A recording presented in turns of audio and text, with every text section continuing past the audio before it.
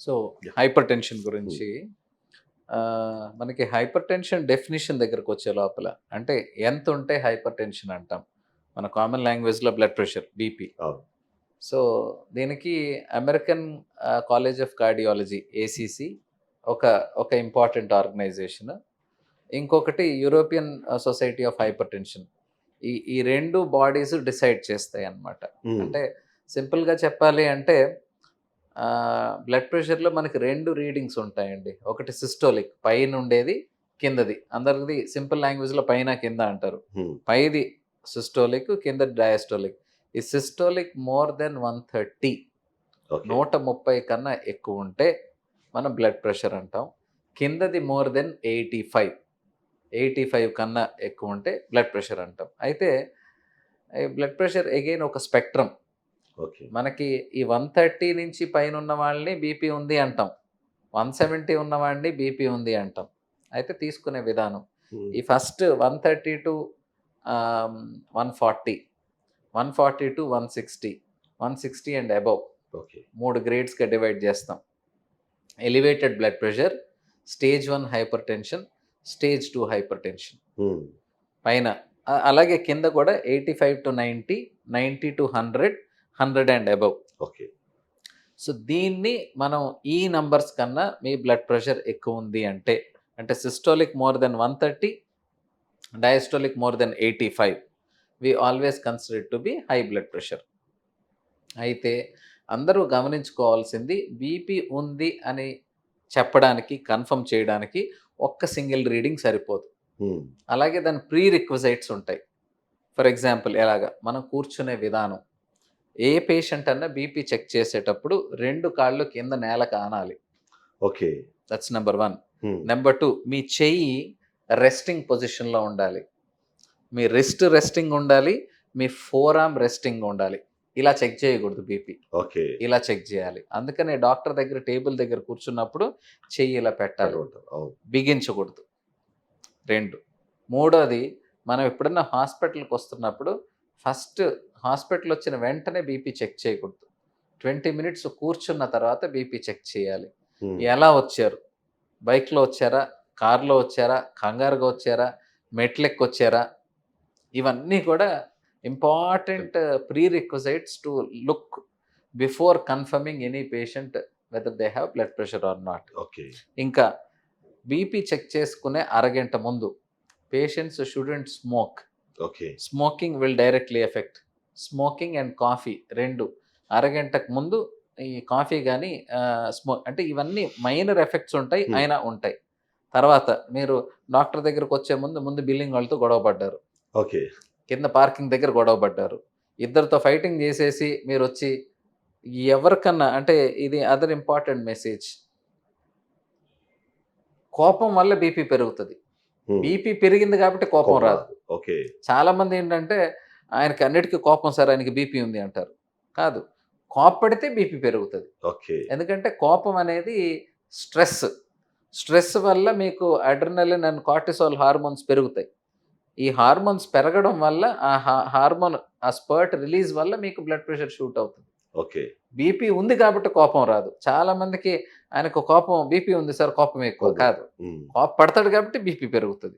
So, అది important point. So, ఒక మనిషిని బీపీ ఉంది అని మనం కన్ఫర్మ్ చేసి నిర్ధారించాలి అంటే, మనం ఇవన్నీ ఫాలో అవుతూ చెక్ చేయాలి. Okay. And second thing is minimum 2 readings in 2 different timings. ఒకసారి చెక్ చేసాం. 150, 160 ఉంది. మళ్ళీ కూర్చోబెట్టి ఒక అరగంట తర్వాత చెక్ చేయాలి. హ్మ్. అప్పుడు ఎనక్కొస్తుందా లేదా? సో, ఇవన్నీ చూసిన తర్వాత కూడా 3 డిఫరెంట్ రీడింగ్స్. 3 డిఫరెంట్ రీడింగ్స్‌లో 2 రీడింగ్స్ ఆయనకి హైయే ఉంది అనంటే, అప్పుడు మనం వి కెన్ కన్ఫర్మ్ థట్ ఆయనకి బ్లడ్ ప్రెషర్ ఉంది అని నిర్ధారిస్తాం. ఓకే. సో, హైపర్ టెన్షన్‌కి ఏజ్‌కి ఏమైనా సంబంధం ఉందా? డెఫినెట్‌గా అండి. Hypertension definitely as the age advances. ఎందుకంటే నేను ఇందాక బీపీ ఎందువల్ల వస్తదని చెప్పాను. BP is nothing but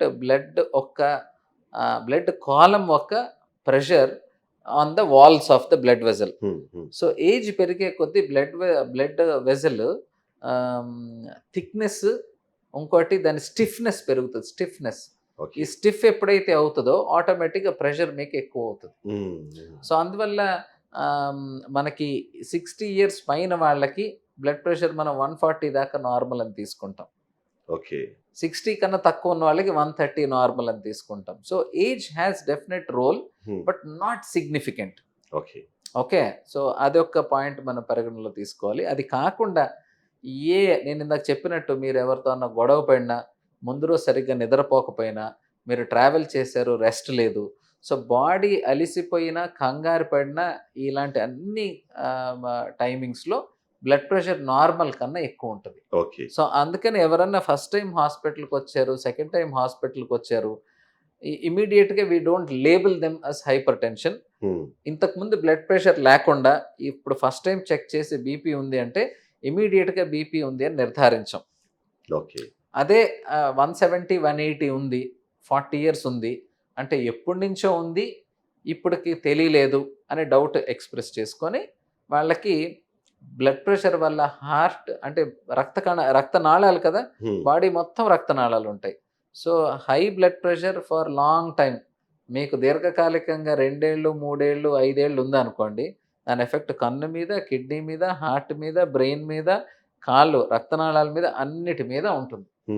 so వీళ్ళందరికీ కూడా ఈ అవయవాల్లో డ్యామేజ్ ఉందా లేదా అని ఐడెంటిఫై చేసుకోవాలి.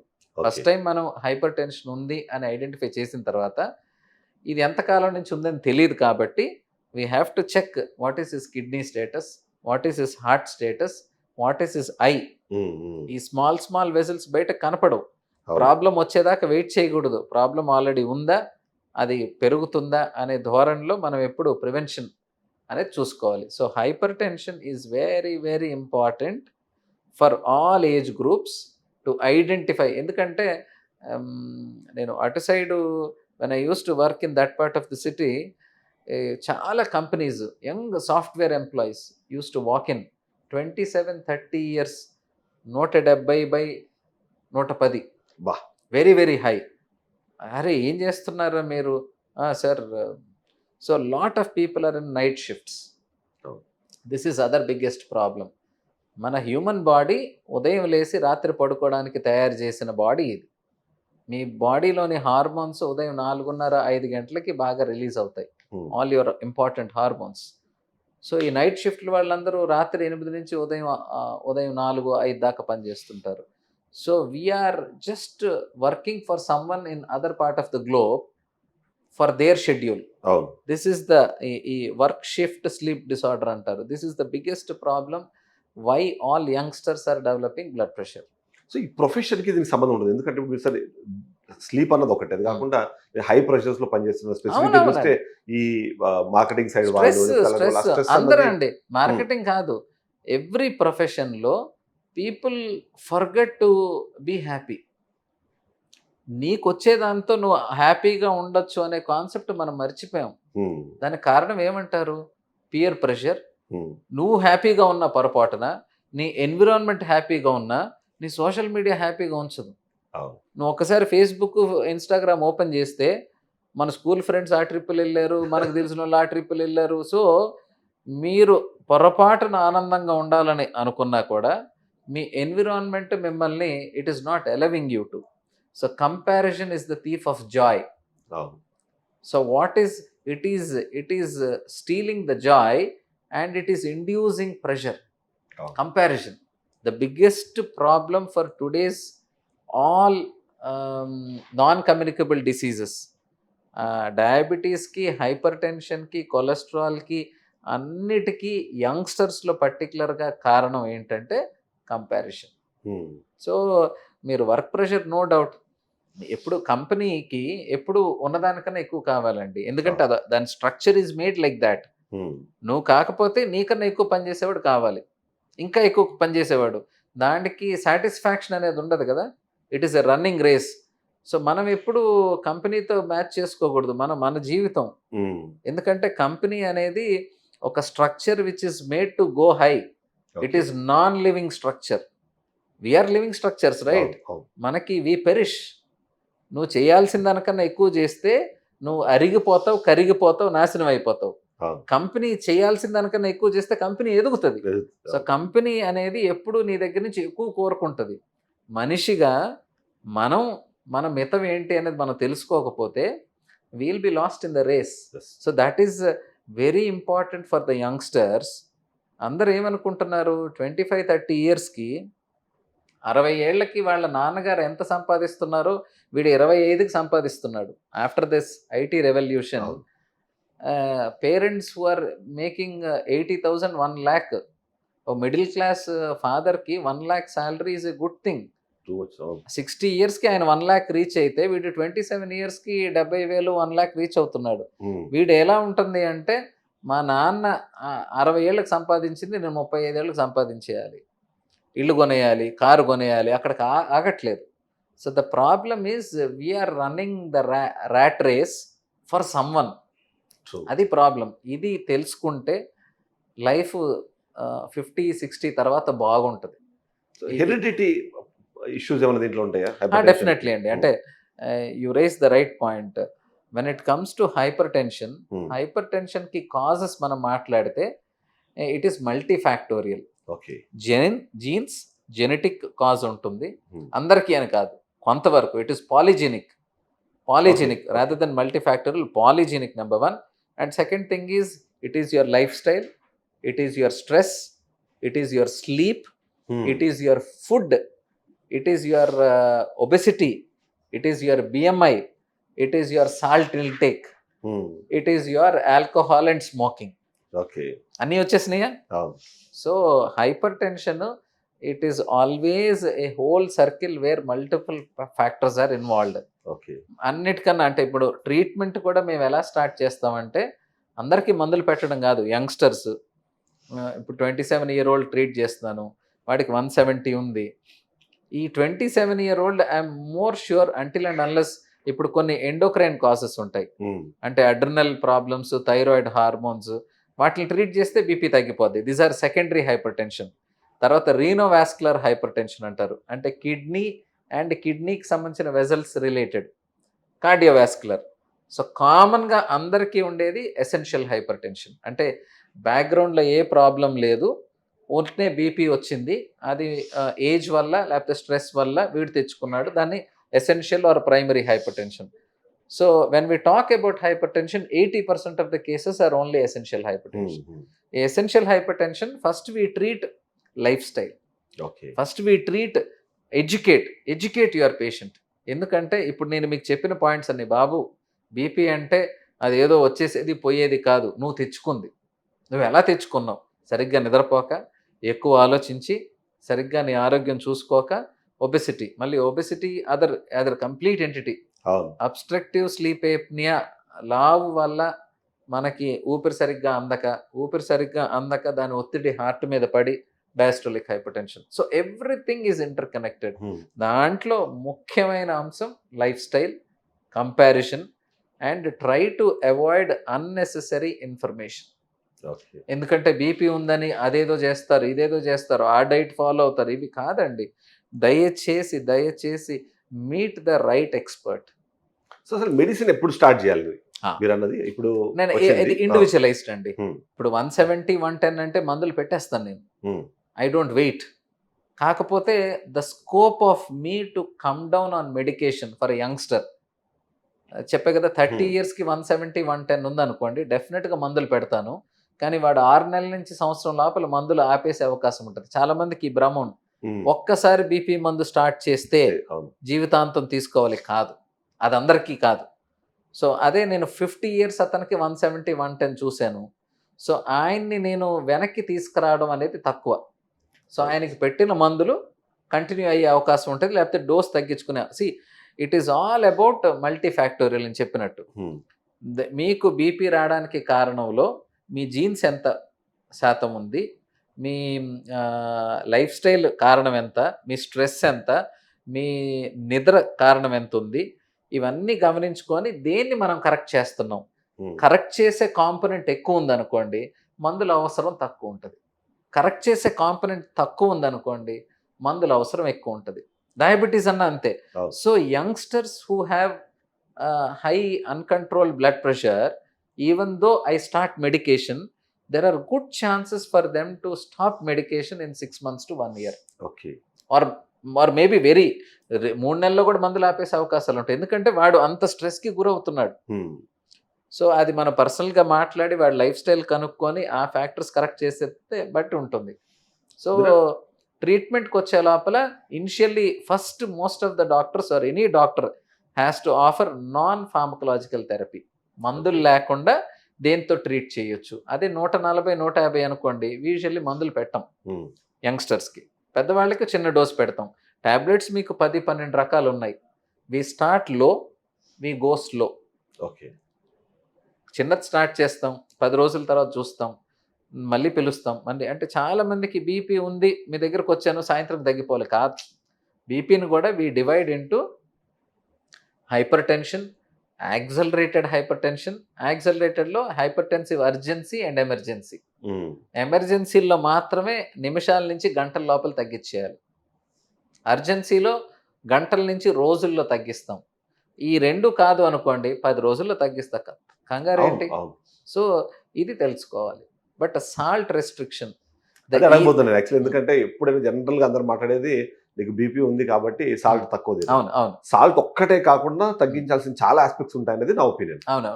అంటే సాల్ట్ ఎందుకు అంటే blood pressure is directly related to your water content in the body. ఈ సాల్ట్ అనేది సోడియం ఎక్కువ ఉందంటే నీళ్ళు ఎక్కువ ఉంటాయి, నీళ్ళు ఎక్కువ ఉంటే బీపీ పెరుగుతుంది. So it is directly related. There are lot of foods, but salt is nothing but BP. అర్థమైందా? సాల్ట్కి మిగతాదంతా కంపేర్ చేయకండి. సాల్ట్ మీరు తగ్గిస్తే ఒక ట్యాబ్లెట్ వల్ల మనకి 6 to 8 mm బ్లడ్ ప్రెషర్ తగ్గుతుంది. సాల్ట్ తగ్గిస్తే మీకు 5 to 6 mm బ్లడ్ ప్రెషర్ తగ్గుతుంది. సో అంటే ఒక ట్యాబ్లెట్ ఎంత ఉపయోగమో ఇంచుమించు salt restricted diet is that much useful. So we start our prescription with a dash dietary approach to stop hypertension. It includes restriction of your salt and increasing fresh fruits and vegetables. Okay. Fibre diet పెంచాలి. ఆటోమేటిక్గా ఇంకా మందులు అనేవి ఇంకా that is entire different story. And నిద్ర, 8 గంటల నిద్ర, 2 లీటర్ల నీళ్లు, అండ్ వీలైనంత వరకు తక్కువ స్ట్రెస్ తీసుకుంటే ఆటోమేటిక్గా కంట్రోల్ వస్తుంది. సో ఇప్పుడు మనం మాట్లాడుకోవాల్సిన మరొక కీలకమైన అంశంలో ఫుడ్ అయిపోయింది, ఇది అయిపోయింది.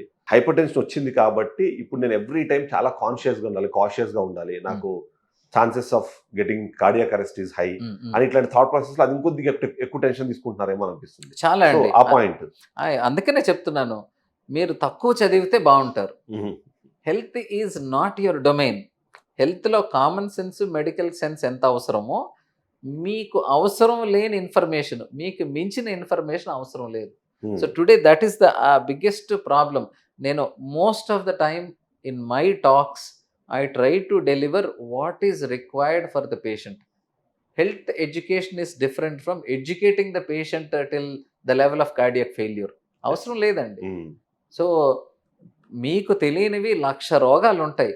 1,00,000 రోగాల గురించి నేను మీతో మాట్లాడి మీకు 10,000 రోగాలకు సంబంధించిన బుర్రలో పెట్టి మిమ్మల్ని ఎందుకు భయపెట్టడం? ఈరోజు మెయిన్ మీడియాలో ఉన్న ప్రాబ్లం అది. Every media, all kinds, they want to educate patient. But వాళ్ళకి తెలియకుండానే ఎడ్యుకేషన్ కాస్త భయానికి గురి చేస్తున్నారు. Keep on writing articles. ఆ ఆర్టికల్స్ కూడా ఎలా ఉంటాయంటే, బైక్ మీద వెళ్ళాడు, సడన్గా పడిపోయాడు, బీపీ కారణం. కాదండి, బీపీ ఉన్న వాళ్ళందరూ పడిపోరు, ఇంకో ప్రాబ్లం ఉన్న వాళ్ళందరూ చచ్చిపోరు. సో మనం రాసే article is unnecessarily creating. So blood pressure is harmful. Blood pressure కానీ, డయాబెటీస్ కానీ, థైరాయిడ్ కానీ దీర్ఘకాలికంగా 8 ఏళ్ళ నుంచి 10 ఏళ్ళు, 15 ఏళ్ళు ఉంటే మీకు రోగం అంటే కిడ్నీ కానీ, హార్ట్ కానీ, మీకు ఈరోజు ఉదయం బీపీ మొదలైంది, సాయంత్రం నేను పోతాను అనే కాన్సెప్ట్ బయట తీసేసేయండి. It's not just with hypertension. Diabetes కూడా జనాలు కంగారు పడిపోతారు. సార్ ఒక రీడింగ్ అంటే ఈరోజు టెస్ట్ చేసుకొని ఈరోజే తెలిసిందనుకోండి, ఇంక రేపు ఉదయం నా దగ్గరికి వచ్చేదాకా కూడా ఆగడు, రిపోర్ట్ పంపించేసి ఇప్పుడు సాయంత్రం. No, please understand, this restlessness is more dangerous than your problem. మీ హైపర్ టెన్షన్ వల్ల, డయాబెటీస్ వల్ల మీకున్న ప్రాబ్లం కన్నా ఉంది అనే కంగారు ఉంది చూసారా, that is more dangerous. So every person usually we assume we are optimally healthy. Hmm. There is abnormal report, there is a complaint, there is a problem. Reach out to your doctor. Let your doctor discuss. మీరు ఎందుకు కంగారు పడిపోతారు? Emergency అనేది లైఫ్లో అర్థం చేసుకోండి. అన్నిటినీ ఒక abnormal report is never an emergency.